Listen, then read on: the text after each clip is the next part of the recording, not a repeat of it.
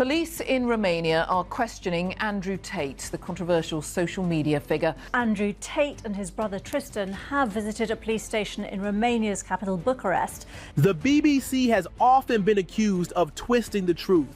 But what happens when those lies cost millions? Andrew Tate and his brother Tristan are now taking the British news giant, the BBC, to court for a staggering $1 billion.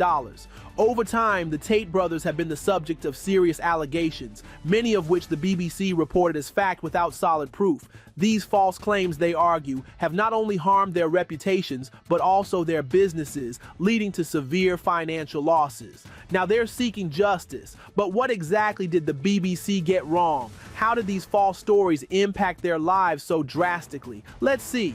The heart of the lawsuit is based on allegations that the BBC intentionally damaged the Tates' reputations by spreading false and harmful stories about them. Andrew Tate especially has built a reputation for challenging traditional institutions, and this legal action seems to be his latest strike in what he calls a fight against corruption and media bias. For his supporters, this is another bold move in his ongoing mission to expose what he views as deep flaws in the system.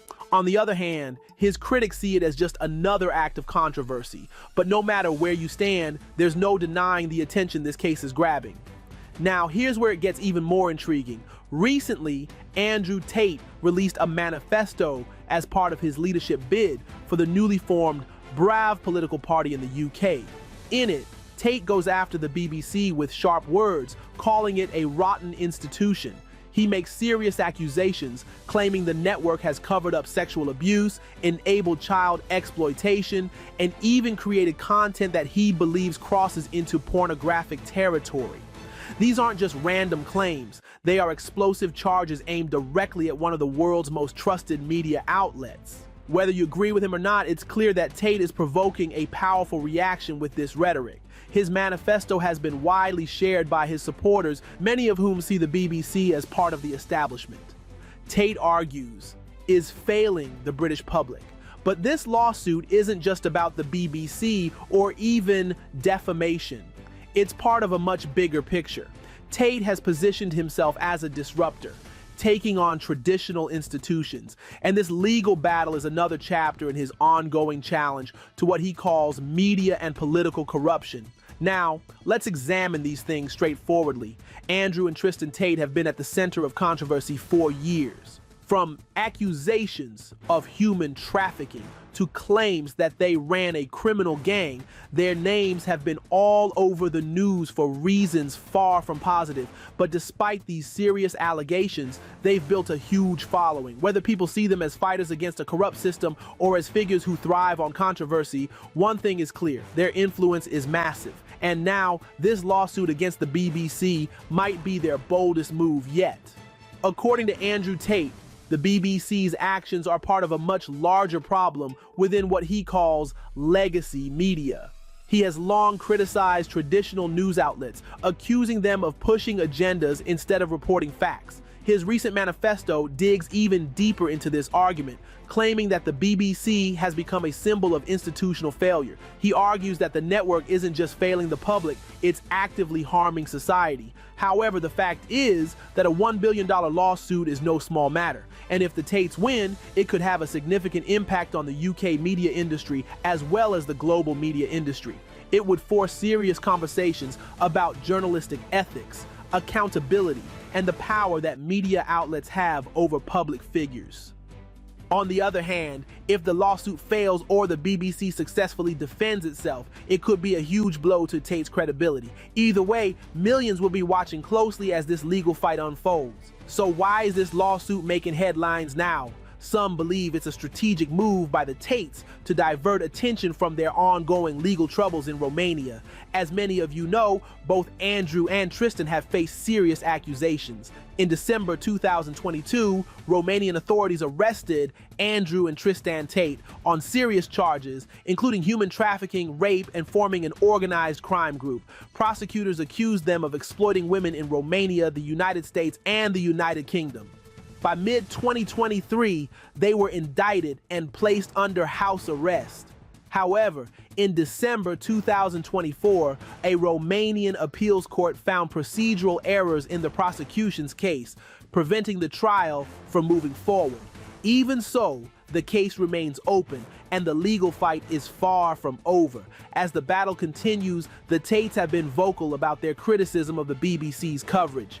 Andrew Tate has accused the network of being involved in various scandals, claiming its reports have unfairly damaged his and his brother's reputations. According to him, the BBC isn't just reporting the news, it's pushing a narrative that fits its own agenda. But while they fight the BBC in court, another legal challenge has emerged. In February 2025, an American woman, identified as Jane Doe, sued the Tate brothers in Florida. She claims they lured her to Romania under false promises and forced her into sex work.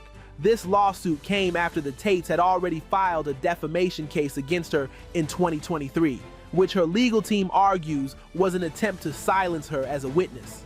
But Romania and the US aren't the only places where the brothers are facing legal trouble. In March 2024, UK authorities issued a warrant for their arrest on sexual aggression charges. Soon after, they relocated to Florida, reportedly with the help of figures linked to Donald Trump's administration, including Richard Grenell and Kash Patel. Despite moving to the US, they are still required to return to Romania for court hearings. Their legal troubles continue to grow, but so do the questions surrounding the media's role in shaping public perception. The BBC's reports have included detailed statements from alleged victims. One woman claims she was forced to make at least 10,000 euros a month on social media while being threatened with violence. She described working 12-hour shifts on TikTok with only 5-minute breaks, fearing that intimate content would be leaked if she tried to leave. These allegations paint a grim picture, but the Tates are not backing down. In response, they have taken legal action against some of their accusers. In December 2022, they sent a cease and desist letter to one woman, threatening to sue her and her parents for $300 million unless she retracted her claims. Their legal team insists that they are simply defending themselves from false accusations, not trying to intimidate anyone. Recently, a Romanian appeals court ruled that the case couldn't go to trial due to procedural errors, but the allegations have already left a mark on their public image. With that in mind, could the event of suing the BBC be a way for them to shift the focus? It's a question worth asking. But this isn't just about the Tates or the BBC. It is also pointing out major issues like freedom of speech, media accountability, and the shifting landscape of public discourse. Whether you support the Tates, criticize the BBC, or simply find the drama fascinating, there's no denying that this case carries serious weight.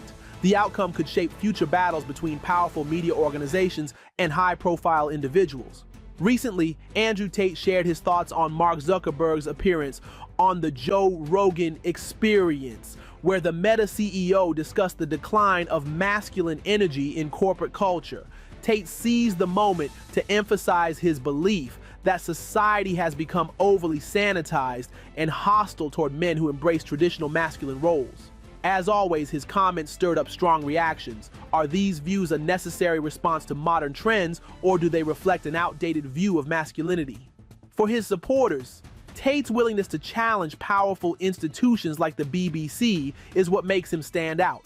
They see him as a symbol of resilience, arguing that his rise to global fame, despite efforts to silence him, shows his ability to stand firm against systems he believes are corrupt or unjust. In their eyes, his lawsuit against the BBC is more than just a legal battle. It's a statement about media accountability and the power of individuals to push back against misinformation and bias. So, what do you think? Is Andrew Tate's lawsuit against the BBC a bold fight for justice, or is it just another way to keep his name in the spotlight? Let us know your thoughts in the comments below. See you in our next video. Until then, take care and thanks for watching.